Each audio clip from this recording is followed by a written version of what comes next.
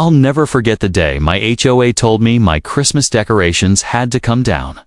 It wasn't December. It wasn't even January. It was July. Now, you might be thinking, why on earth would anyone still have their Christmas decorations up in July? And that's a fair question. Most people tear everything down on December 26th, or maybe the first week of January, if they're lazy. But me, I've always been a little different. See, I love Christmas. Not in the Hallmark movie kind of way, where everything is perfect and cozy. For me, Christmas is about the lights, the decorations, the magic of walking outside at night and seeing my house glow when everything else in the world feels dark and stressful. I grew up in a family that didn't have much, but every December my dad would scrounge together enough to buy a couple strands of lights. He'd climb up on the roof, cursing and swearing the whole way. But when he plugged them in and we saw that first sparkle, it was like the whole neighborhood lit up. For me, those lights weren't just decoration, they were hope. So when I bought my first home in a quiet little suburban neighborhood, I swore I'd carry that tradition forward. And I did. Every December, I went all out. I had the roofline covered, trees wrapped, inflatables on the lawn, even synchronized lights dancing to holiday music. My place looked like Santa's vacation home. But here's the thing. That year, I didn't take them down in January. Life got busy, work was stressful, and honestly, I liked them too much to pack them up. Every night, even in the cold of February, I'd walk outside, flip the switch, and smile. By the time spring rolled around, my neighbors started to tease me. "Still celebrating Christmas, huh?" they'd joke. I'd just laugh and say, every day could use a little Christmas spirit. And you know what? People liked it. I noticed families on evening walks slowing down just to point at the lights. Kids would stop and stare, tugging at their parents' hands, grinning from ear to ear. One neighbor even told me her little boy called my house the magic house. That's why, when July rolled around, I had no intention of taking anything down. Sure, the inflatables were packed away, but the lights, the wreath on the door, the candy cane path lights leading up to the porch, they were staying. That's when the HOA struck. Now, if you've never lived under an HOA, let me explain. It's like paying people to be the neighborhood police.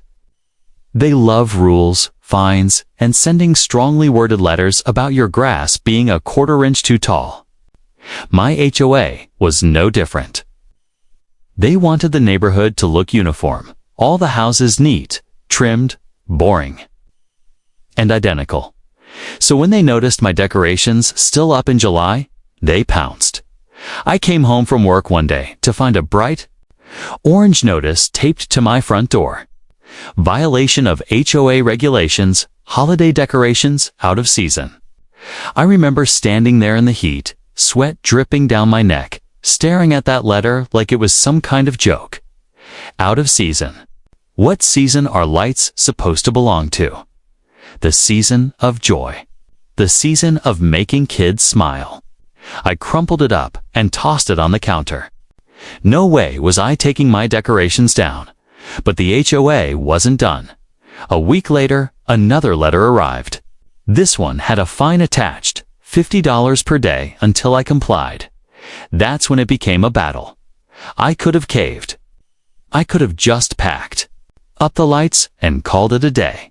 But something inside me refused. Maybe it was stubbornness. Maybe it was the memory of my dad balancing on the roof with frozen fingers just to give us one night of magic. Or maybe it was because, in a world where everything feels so heavy, I wasn't about to let a group of clipboard warriors snuff out something so simple and joyful. So instead of taking the decorations down, I doubled down. I fixed the bulbs that had gone out. I replaced the broken candy cane lights. And then, just to really make a point, I added more. By the time the HOA president drove by again, my house wasn't just lit, it was glowing like a beacon. And that's when things really started to get interesting. After I doubled down and added more decorations, the HOA lost their minds. The very next morning, I woke up to a fresh letter shoved into my mailbox. No envelope. It's just a folded piece of paper with urgent stamped across the top inside. It read, "Failure to comply with community standards has resulted in daily fines now accruing.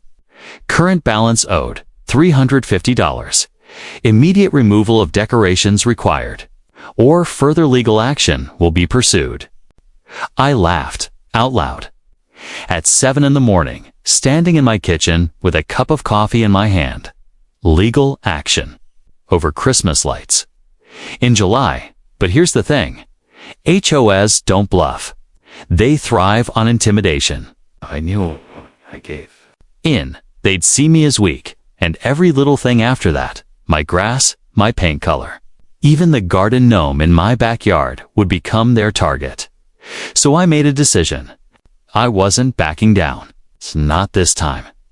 That evening, when the sun went down, I flipped the switch on my decorations again. And just like clockwork, my house burst into color. Reds, greens, blues, yellows. It looked like December 24th even, though the calendar said July 15th. And here's where it got funny. The neighbors started noticing. I saw families on their evening walks slowing down in front of my house. Some stopped to take pictures. Others laughed, shaking their heads. A group of teenagers even shouted, "Merry Christmas," as they rode their bikes past. It wasn't long before the neighborhood kids started begging their parents to walk by the Christmas house. That's what they called me now. I didn't mind. In fact, I leaned into it. I bought one of those giant inflatable Santas, the kind that towers over your lawn like a balloon from the Macy's parade, and set it up right in the middle of my yard. Santa in sunglasses, holding a surfboard. A little touch of summer. Flair. The HOA was furious. They sent another letter, this time threatening me with court. They claimed I was bringing down property values and creating an unsightly distraction. Unsightly distraction. Tell that to the crowd of neighbors snapping selfies in front of my glowing house. Tell that to the little girl across the street who stood there wide-eyed, clutching her stuffed reindeer like it was the real Rudolph. By this point, I wasn't the only one entertained. My next-door neighbor, an older guy named Frank, walked over one night while I was fixing a strand of lights on the porch. He leaned against the railing and grinned. "You're really ruffling their feathers," he said.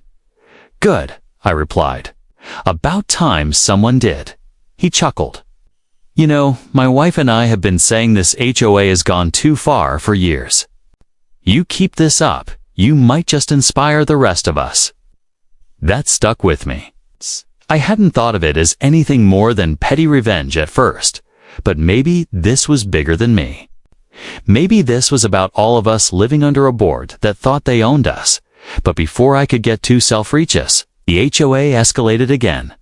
One Friday afternoon, I came home to find an envelope taped to my front door. It wasn't a letter. This time, it was a summons. They were actually taking me to small claims court for $1,500 in unpaid fines. I stared at it for a long moment, my heart racing. It was one thing to ignore angry letters. It was another thing entirely to be dragged into court. But as I stood there, with the paper trembling in my hands, I thought about my dad again. About those cold nights on the roof. About the way he'd never let the world take joy away from us, no matter how little we had. And I knew right then I wasn't backing down. So that night, instead of quietly unplugging everything, I plugged in more. I added a row of candy cane lights along the driveway. I wrapped the mailbox in tinsel. And for the grand finale, I put up a big, glowing sign on my lawn that read, "Merry Christmas in July." The next evening, something incredible happened. Cars started slowing down. Not just neighbors walking there. Dogs anymore, strangers. People from outside the neighborhood. A couple even pulled over, rolled down their windows, and shouted, "This is awesome."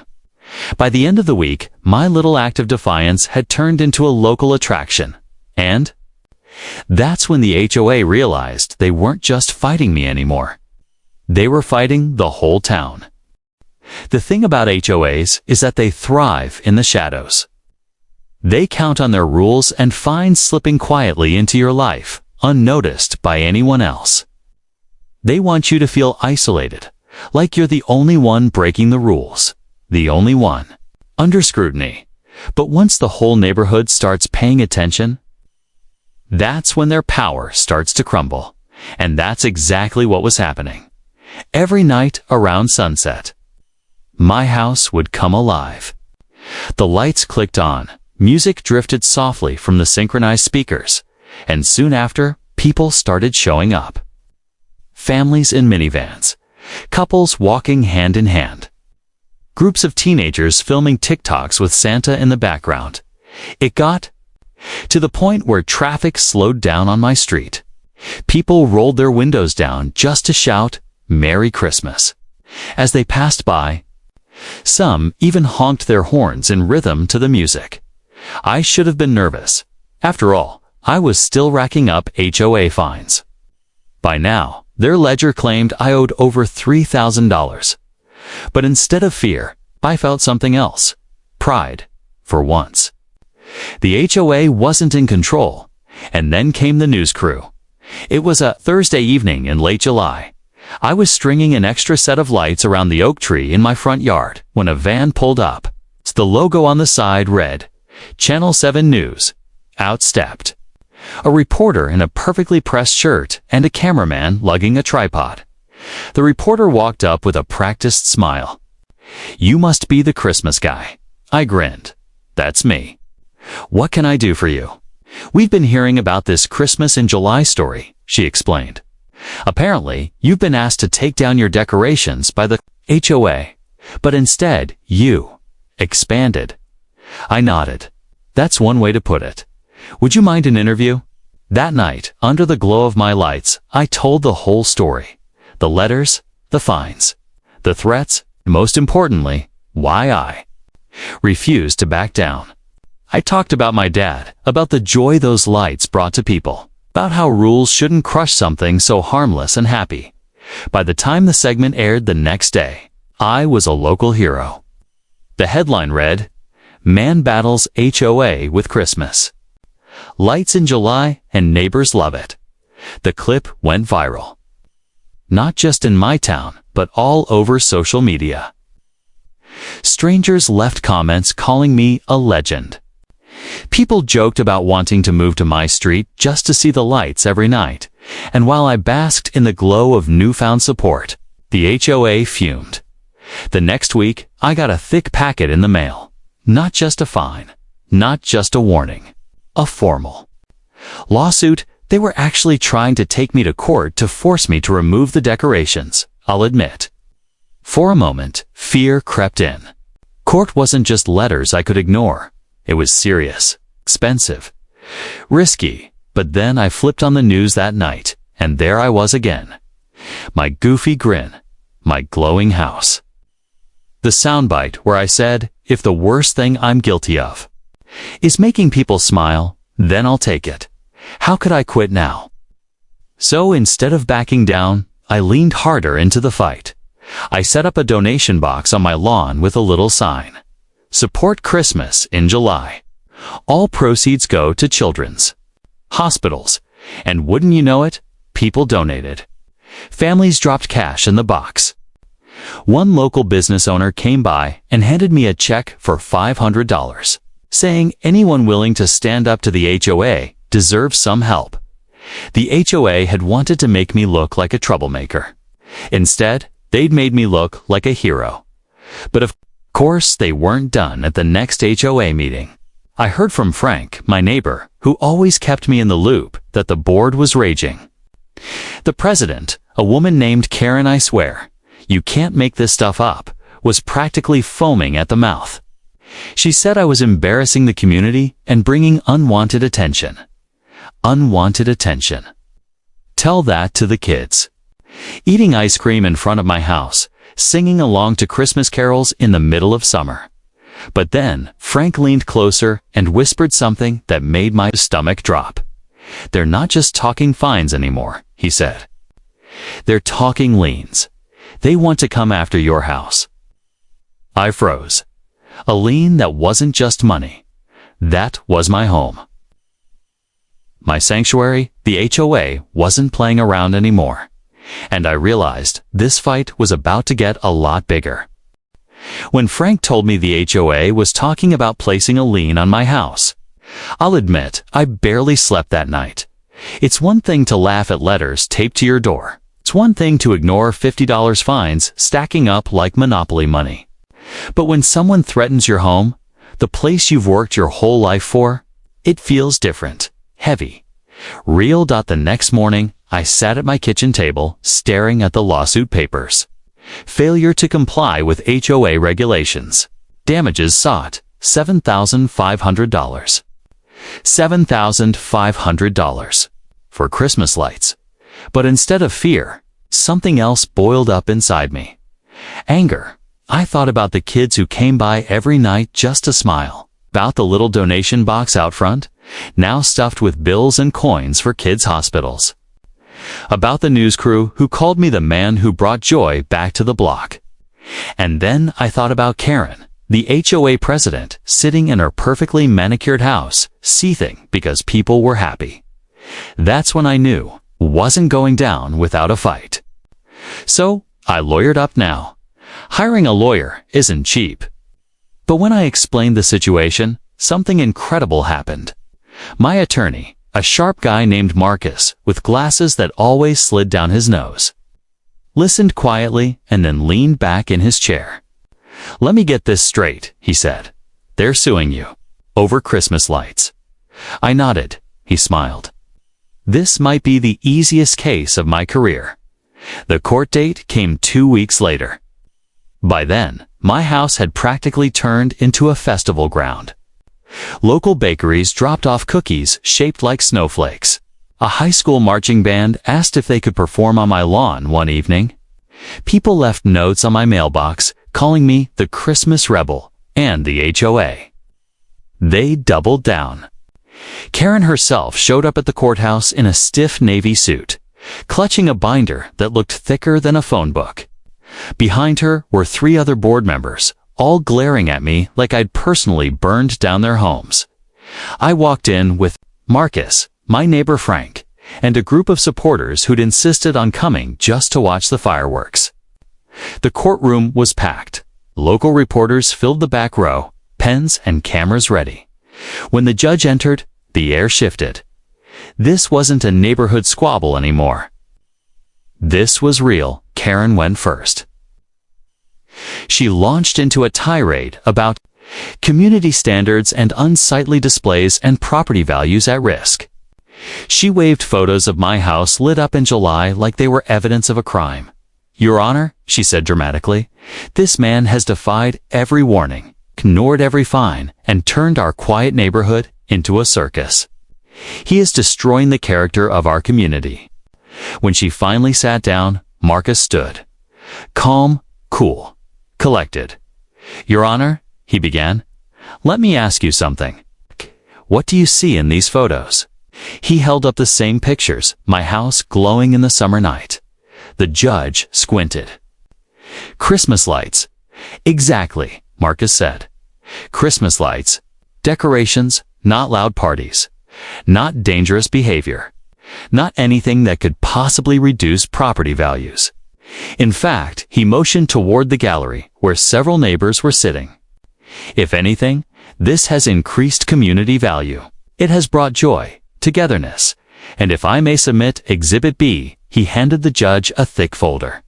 Inside were dozens of letters, handwritten notes from neighbors, signatures from families, even a petition with over 200 names. All of them saying the same thing: "We love the lights. Let him keep them."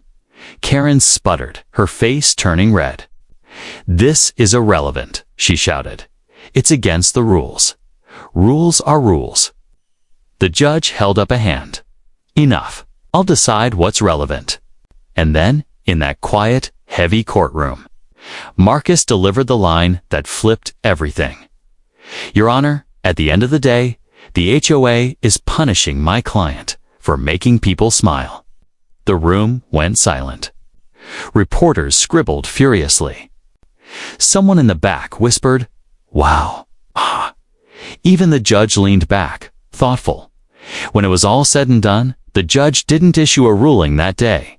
He said he'd take it under advisement. But as we left the courthouse, cameras flashing, reporters shouting questions, I knew we'd won something already. Because in that moment, the HOA wasn't just fighting me. They were fighting the entire town. And if there's one thing I've learned, you can't find people for joy. But little did I know, the biggest twist was still coming. The weeks after the courtroom hearing felt like a strange waiting game. Every day I checked my mailbox, half expecting another threatening letter from the HOA. Every night, I flipped on the lights, wondering if this would be the last time before. The judge's decision came down, but while I waited, something amazing happened. The story spread. What started as a quirky local news piece had grown into a national headline. Suddenly, my little neighborhood was famous. Newspapers picked it up. Talk shows mentioned the guy who kept his Christmas lights up all year. Social media blew up with hashtags like #ChristmasInJuly and #HOARebel. And then came the biggest surprise of all. One evening, just as I was adjusting a string of lights on the porch, I heard the faint sound of carols. At first, I thought it was the speakers on my lawn. But no, it was real. Voices. I stepped onto the porch, and there they were. Dozens of neighbors, holding candles, singing Silent Night. Frank stood at the front, grinning. "We thought we'd help you out, buddy," he said. "They're gonna fine you. They'll have to fine us too." I looked around, stunned. Houses up and down the street had put up decorations. Not as big as mine, but lights in windows, wreaths on doors, strings of garland on fences. The neighborhood had turned into a makeshift Christmas village. In August, I felt a lump rise in my throat.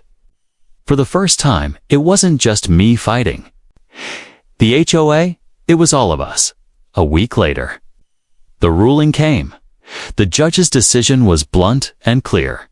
The HOA had no legal grounds to force the removal of my decorations. The fines were dismissed. The lawsuit was tossed. I'd won. Karen and the HOA board looked like they'd swallowed lemons when the verdict was read. They stormed out of the courthouse without a word, while reporters swarmed me for comments. But I didn't gloat. I just smiled and said, Christmas isn't just a day. It's a spirit. And sometimes that spirit shows up right when we need it most. From that day forward, everything changed. The HOA never bothered me again. In fact, after the media storm, they went unusually quiet, probably embarrassed after. Losing so publicly, the town, though, never forgot. Every July, without fail, neighbors started stringing up lights, setting out decorations, and hosting block parties. What began as a petty fight with a power-hungry HOA turned into a tradition. We called it Christmas in July. Kids grew up looking forward to it. Families came together. And every year, when the lights flickered on for the first time, I thought about my dad's cold fingers, shaky ladder, and a heart full of hope. And I smiled. Because in the end, this wasn't just about me or the HOA. It was about proving that sometimes the smallest acts of defiance can spark the biggest traditions. And no rule, no fine. No HOA in the world can stop joy when a community decides to embrace it. And that's how one stubborn homeowner turned a fight with the HOA into a town-wide tradition. What started as petty revenge ended up becoming something bigger. A reminder that joy, community, and a little holiday spirit can outshine even the strictest rules. Sometimes, the best way to win isn't through anger or shouting, but through lights, laughter, and bringing people together. So if you ever feel pressured to dim your shine just to fit in, remember this story. You don't have to. Sometimes standing out is exactly what the world needs. Thanks for watching, and hey, Merry Christmas, no matter what month it is.